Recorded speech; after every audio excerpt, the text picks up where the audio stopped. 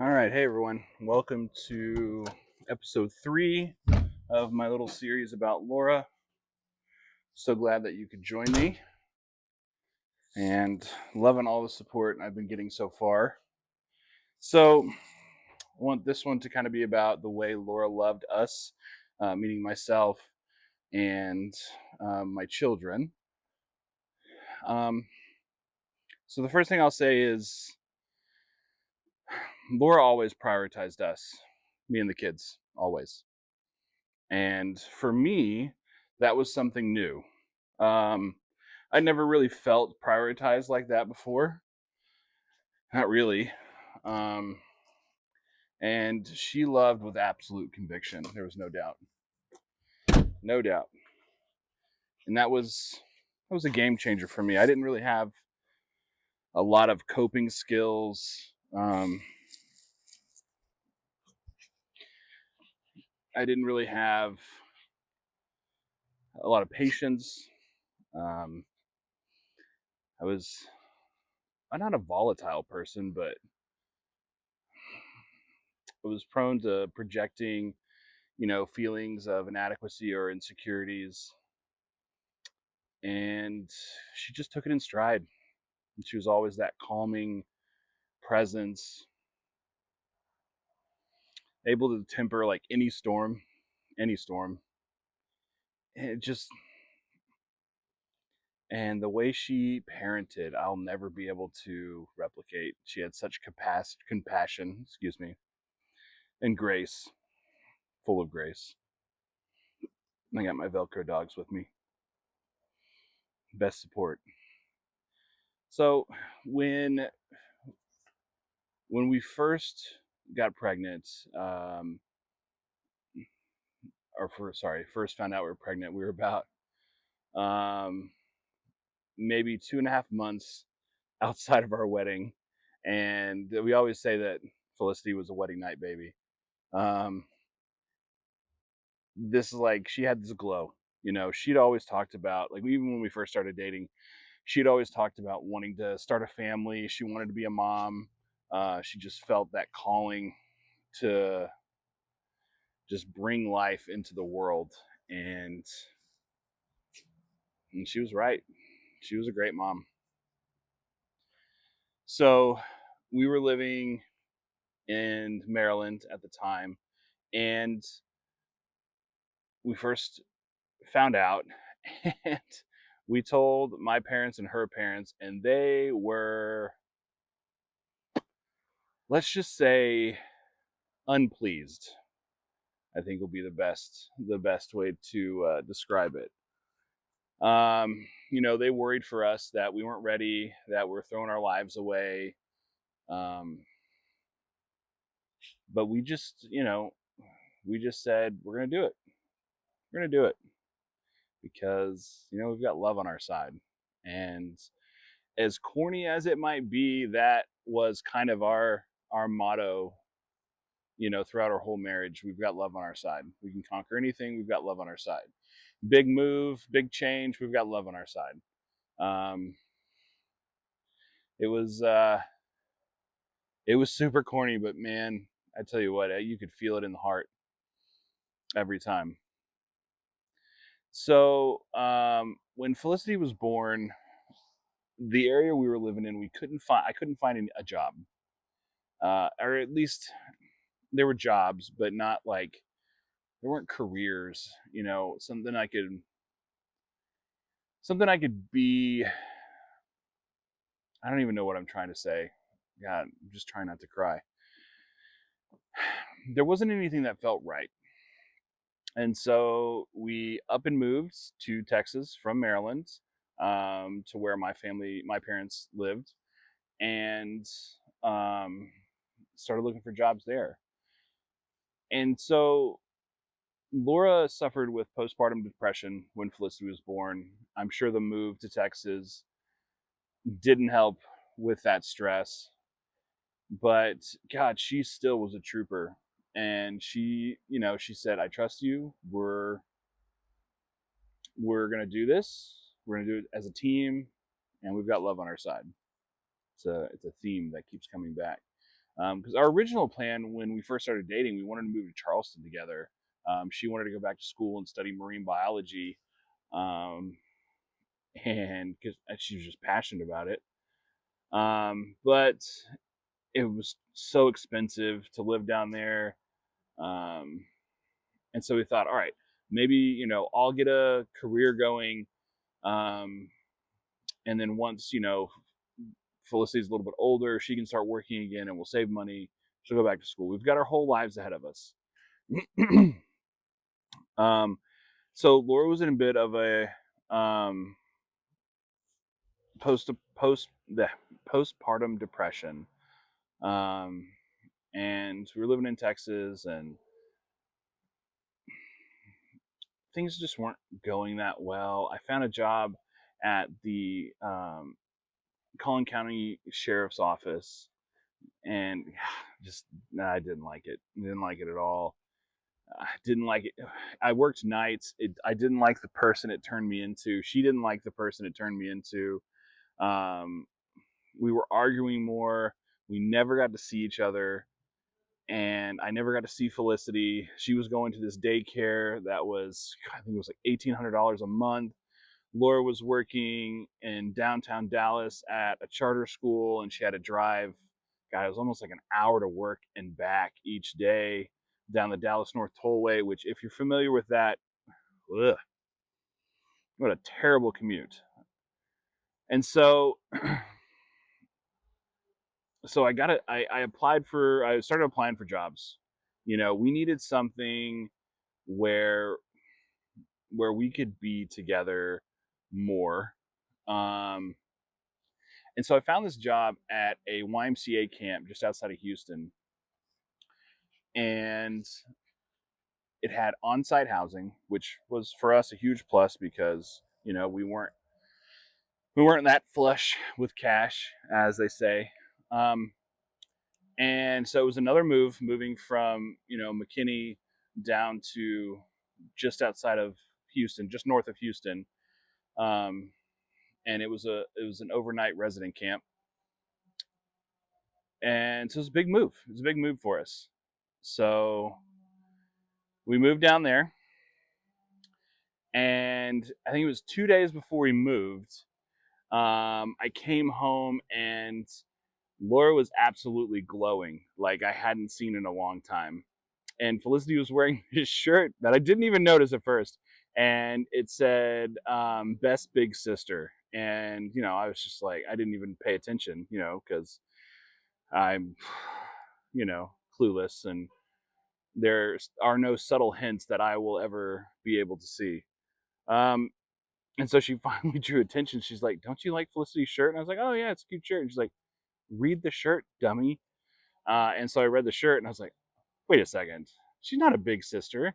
She's like, "Not yet." And I mean, she's really trying here. Like the context clues, the pieces are not coming together in my brain because I'm a stupid man and I can't put things together. And so she finally says, "BJ, I'm pregnant." And I was like, "Oh, again?" Like a big dummy. And I mean, I went through, I think, like 15 stages of emotions. The last one being excited. Shock, I think, happened. The first one was shock, maybe the third, fifth, like, you know, every other emotion was shock. But Laura was, she was just, like I said, she was glowing. I don't have a better word to describe it. So we ended up moved down to Houston. I started working at the camp, and things started off well. The problem was it was so isolated, um, and Laura she wasn't working at the time, but she was looking for work, because she loved being a teacher, and so but she also loved being home with Felicity. It was magic to her. She wanted to be a part of our children's lives. Um, and she was really, really good at just being a mom. It was impressive, to say the least. It was impressive. Um, so Liam was born, maybe 6 months after we got there, and um, third trimester in the Texas summer. What a time to be alive, right? I've never been pregnant, so I don't know. But from her facial expressions when I would ask stupid questions, I could just tell like I needed to be quiet. Um, anyways, when Liam was born, that was a game changer for me. The going from one to two children for me was such a kick in the short pants. Like I was not ready for it. I had just gotten used to one kid, not very well, but having a second life in the house, um, it was wild. I didn't know what to think, and then of course older child's jealousy, and she's just getting into her terrible twos, and um, but she wanted to be the baby's mommy. She wanted to change him. She wanted to hold him, and um, yeah, it was amazing. It was amazing. So about that time though is when the summer season for summer camp really kicks into gear, and kids show up to camp, and I mean I started working anywhere from like 79 90 hours a week, and so I wasn't home, um and so she was basically raising that new baby on her own. She would The nice thing about the summer camp, she would get to come down to like the activities with Felicity, or Felicity could come run around with the counselors, which was amazing for her. But Laura married me for a reason. She wanted to be with me, and I was off with other people's kids, or training counselors, or doing administrative paperwork or something, just not home basically. And then having to respond to calls at night of homesick campers, or um, fire alarms, or just something always needed my attention, and took me away from them. um, and so we stayed there for about 3 years. um, and one of Laura's issues was she felt alone, right? So the staff was predominantly male. So and I think one of my other coworkers was married, and so she had basically one friend. And we were, like I said, we were in a very remote area. I think the closest Walmart was about an hour drive. Um, we had a really tiny grocery store. So she was really feeling that loneliness. She was much more. She wasn't a social butterfly, but she needed other moms and other kids, Felicity and Liam's ages, to really connect with, to make sure that she was getting them the proper socialization. Um, she had started working a little bit in those 3 years. Started teaching second grade in Huntsville, which was about an hour away, 45 minutes to an hour, depending on traffic. Um, and it got to the point where she was just like, you know what, I don't think I can do this. I don't think I can continue to work. And so I said, okay, well then let's either you work and I stay home, or I work and you stay home. And at the time, like, I didn't really see it, but I think she was a little brokenhearted that she was she was kind of giving up her career dreams. She had always wanted to be a teacher since she was a little kid. I don't think it was pure brokenhearted, because I don't think she I don't think she loved teaching the way she thought she would, or at least the way that she had kind of put it in her mind, how it would turn out. Um, so I think it was an easier decision on that aspect. She just said, "I'm going to homeschool our kids. I'm going to stay home. I'm going to spend all this time with them," and Um, it's gonna be okay. So like, okay. But she, we had talked. Her and I had talked. We needed a better system. We needed a better access to homeschooling opportunities. And you want to go inside? Come on, let's go inside. Um, we needed more avenues for the kids, right? So I started looking for jobs again, you know, to to find an area that we could really succeed in with the kids. Come on, babies. Let's go inside. Let's go inside. And so I found a job, still with the YMCA, but transferring to South Carolina, where we'd always wanted to live. And so we moved to another YMCA camp, just right outside of Charlotte, North Carolina, on the border. And bear with me for just a moment, coming back inside. Um, so we moved to, where was I? Yeah, we moved to Lake Wiley, and we we found out quickly that um, this was a much better homeschool community. Um, they we had better access to co-ops and um, other homeschooling families. There was a fantastic children's museum in Charlotte that, fuck, it was amazing. It really was. It was like 4 stories tall, and it had trains. It had places where the kids could like play different career fields, like play doctor, play chef, pilot. It was like this huge Lego area too, that Liam just adored. Um, yeah, it was fantastic. I remember I remember this one time, and this kind of shows what kind of parenting style Laura had.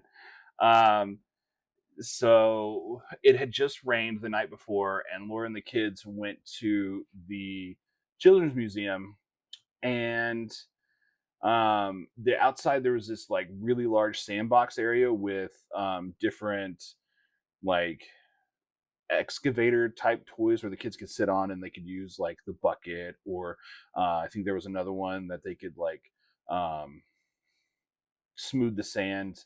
Um, and so they went out there to play, and it was super muddy. There was another parent with her 2 kids out there, and Laura overheard the mom say, "All right, guys, well, we're gonna go back inside because it's too muddy, and we just don't need to get dirty right now." Whereas my wife is, as that woman speaking, taking off her shoes and rolling up her pants to go jump in the mud with our children, and, and just live her best life. It, it's just, Laura started becoming this very like, hippie is the wrong word, because more crunchy granola, outdoor education, experimental education, just like nature walks, outdoor play, and more so like trying to make sure that the kids didn't get like addicted to screens. um it just like she also like she joined this 1,000 hours outside group, which was about, well, obviously getting 1,000 hours a year outside.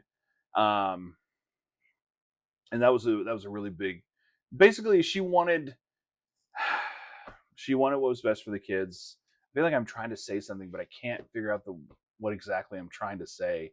She would have been so much better explaining this.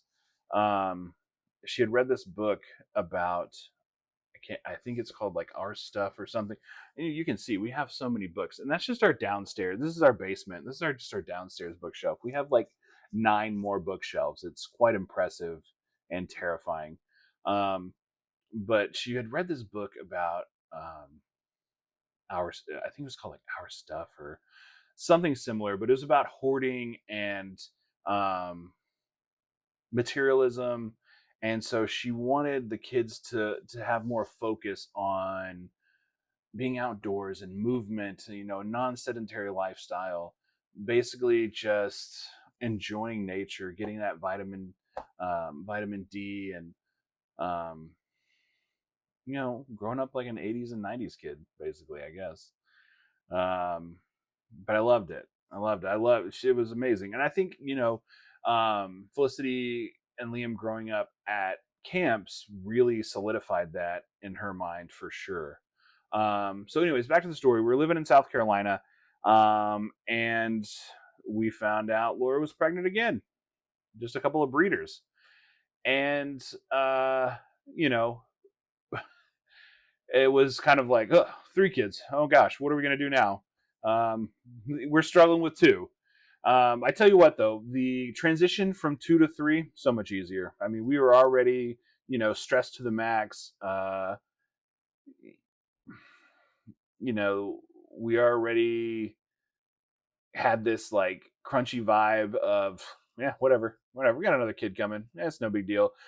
Felicity was 4 at the time. Liam was 2, a little over 2, and they were excited. They were pumped. They're like, oh, Liam wanted to be a boy. Felicity wanted to be a girl. Turned out to be a girl, Amelia. And this was probably our scariest pregnancy. About halfway through her second trimester, the doctor told us that Laura had gestational diabetes. Is that what it's called? Yeah, that's what it's called. And so we had to completely change our diets, um, which for those of you, who have had to do that, like it's not easy, doable, but not easy, especially when your kids are used to, chicken nuggets and um, oven French fries and, just random camp cafeteria food. But we changed our diet. We started eating more whole foods, as much as we could. I was still working a lot, and so this was still really on her. Um, yeah. So I can't remember all the details of what the doctor told Laura about the pregnancy. It was like preeclampsia, and this was a long time ago. Well, really wasn't that long ago, but in kid years, it was a long time ago. Um, anyway, um, the doctor recommended a C-section, and we were terrified, because Laura, like, I didn't even mention this, but the first 2 births, Laura had no drugs, no epidurals. She pushed those babies out all natural. I don't know how the hell she did that. Like, that woman is a beast, a fighter. But so we were nervous, to say the least. With, oh my gosh, my phone. Where is he? Where are you going? Anyways, um, so we. Oh gosh, my phone just attacked me. There we go. What was I saying? This is like the worst YouTube video that I've done yet because my mind is all over the place, and I'm just trying to remember my entire life, I guess.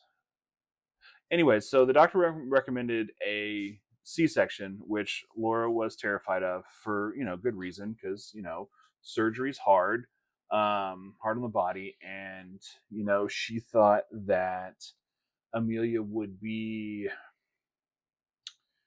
not as healthy. I think we never really, sadly, talked about it in that deep of conversation. Um, Sometimes Laura would keep her feelings, really close to the chest, unfortunately. But I knew she was scared, nervous, um, worried about Amelia and the birth. Um, Day of, we go in there, and she's super super worried, and um, tells me that, if I don't make it through this, you've got to figure out how to raise our babies, alone, and you just work so much and they never see you. And that really like struck me. I was just like, wow, shit, I feel like a terrible parent. Which is not what she was trying to do. She wasn't trying to guilt me. She wasn't that type of person. Um, the only time she would guilt me is if like I went to town and got food and didn't get her a coffee. Um, she was a coffee snob for sure. Um, but this was one of the most real conversations we had. Still young, new. We have only been married for 6 years. This was so 23, 5 years, 6 years, 6 years. Math is hard. 5 years. Yeah, 5 years. There we go. I got it. So, our marriage was still young. We were young parents, and nobody prepares you for this kind of stuff. Like, there's no classes in high school or college that are like, how to deal with traumatizing situations, how to cope with all of the joys of being an adult. Um, they also don't teach you how to deal with grief when you lose your soulmate. All right, getting off track here. So Laura goes back to get prepared, and I have to wait in these green scrubs that I still have. And they finally, bring me back, and she's, not sedated, but she's, had anesthesia, and she's a little loopy.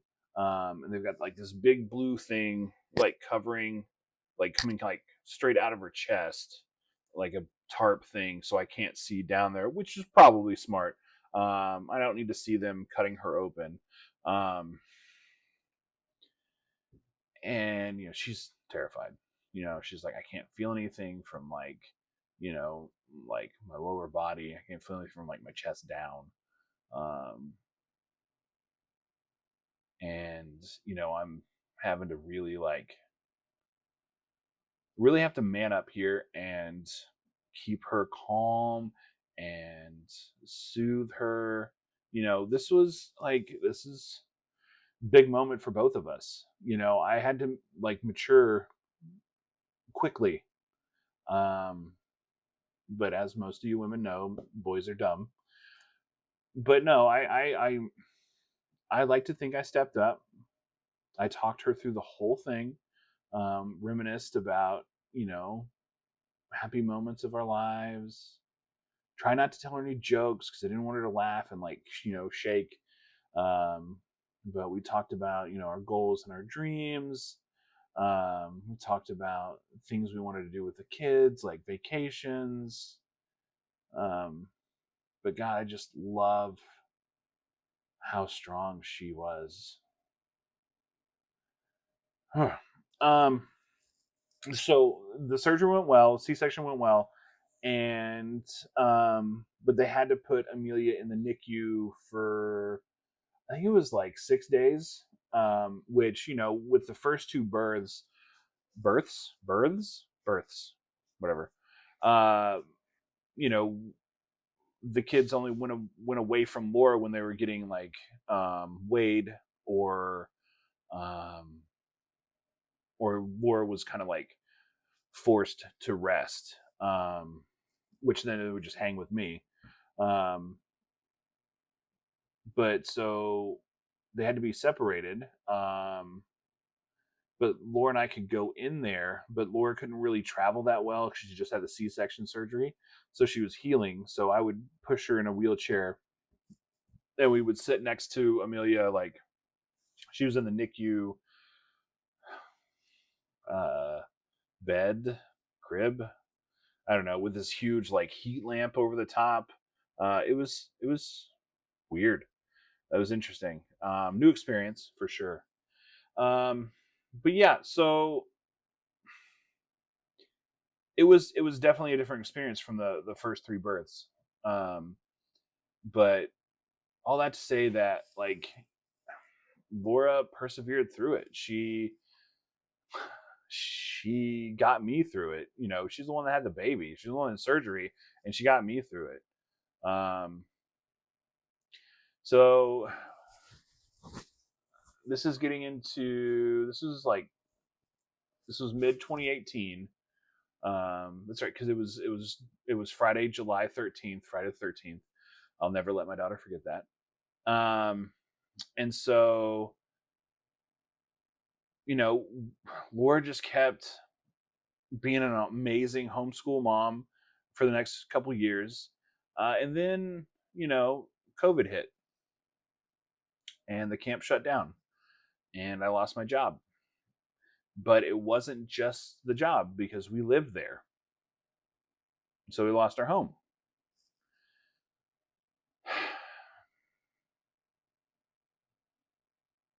Laura was devastated.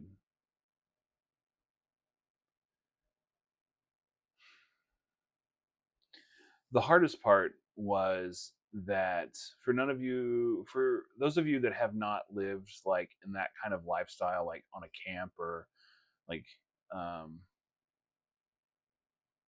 lived where you worked, like you kind of feel like a different type of bond with the people that you work with because they live literally next door to you. So one of the hard parts was um, some of the other employees were able to come back slowly to their positions. But we were put on, I was put, myself and a couple others were put on furlough, extended furlough, and eventually um, wasn't fired, but my position was eliminated, as they said, very PC. Um, but the hard part was that all of those, you know, friends, they kind of ignored us, and not just us, but our kids. Our kids, we went for walks like every day, and you know, normally we'd see people and you know wave or play with their kids, but people just started ignoring us, and it it bothered me, but I think it broke Laura's heart because she had thought she made a bunch of really good friends. Now there were um, two women that work there, Rachel and Paige, and they are still really close with our family. They still went on walks with us every day. We actually visited Rachel in Maine, where she lives, a couple years ago, which was an amazing trip. Both of them came to the funeral. My kids love them dearly. Um, Other than that, though, we got ignored by everybody else. So it was time to move on because we lost the house. We had 30 days to vacate the house. So we were we were terrified, to say the least. You know, my parents wanted us to move back to Texas. Her parents wanted us to move back to Maryland. We just wanted to live our lives. And so I found a job in Central Virginia, and we moved up there, up here because we're still here, and we've been here since January 1st, 2021. Right? Yeah. Um, Bought a house, and I tell you what, like sometimes sometimes I don't know if there's fate or destiny because shit sucks a lot of the times, but I think it was fate that we moved here because, you know, we've made some amazing friends that have taken such good care of us, um, that still help take care of me and the kids. Now that Laura's gone, we have this beautiful house that we live in.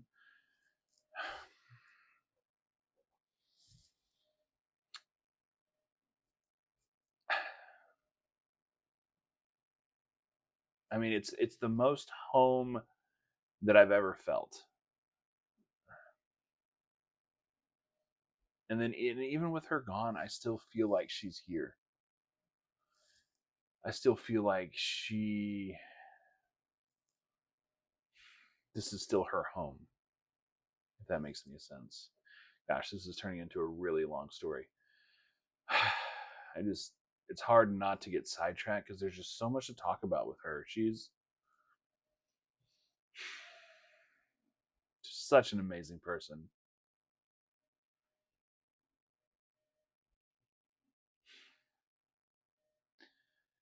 So we moved to Central Virginia, and uh, I started working at a military boarding school, um, which what an interesting experience that was. Um, and next thing you know, we find out I'm pregnant again. So if you haven't been keeping count, this is child number 4 that it will be born in a 4th state. So all of our kids were born in different states. Felicity was born in Maryland. Liam was born in Texas. Um, Amelia was born in North Carolina because we were right on the border. And Penelope was born here in Central Virginia. It was wild. Wild, wild, wild. In 2022, Penelope was born. And Laura was, again, just awash with glow. She was so happy. So happy. Um, we had talked, like, when we first started dating, she wanted 5 kids. And I didn't know how many I wanted. I had no idea what to do with kids. I had no idea how to be a husband, let alone a parent. But I think I was okay with 5. I was okay with 20. I was okay with anything with her. Anything. Anything. Anything. You know, now that she's gone,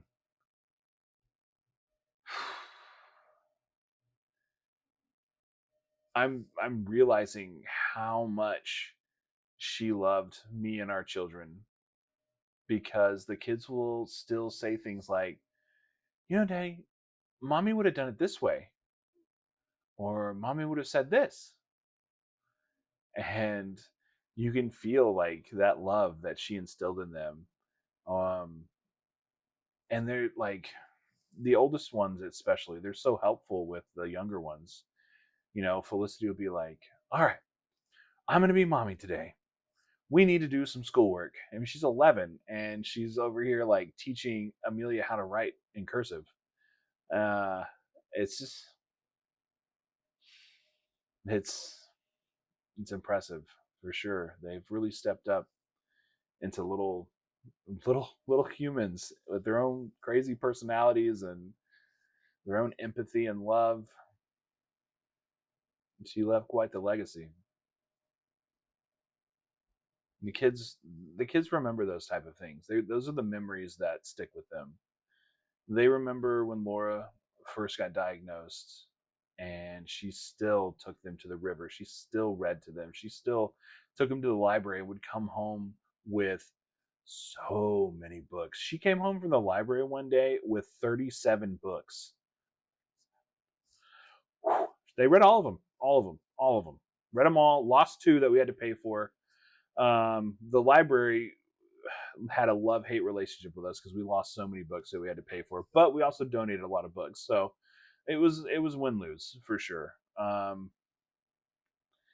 But I mean, the library loved Laura and the kids because they went to the library like every other day, went for all the special events, went to the reading times. Um, Laura did some of the reading times. She was such a big part of this community.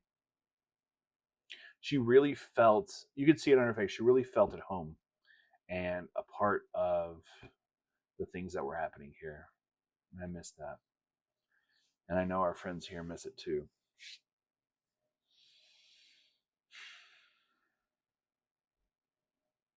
And this is where she's buried. She's buried about 5 minutes from our house. And so I try to go there once a week, twice a week, honestly just whenever I can. All right, I think I'm going to wrap it up here. It's been 41 minutes. Oh my gosh. If you stuck with me to the end, you're a real one for sure. You are amazing. I appreciate you listening and taking the time out of your day to relive this life journey with me and celebrate a woman that I don't think got enough celebration.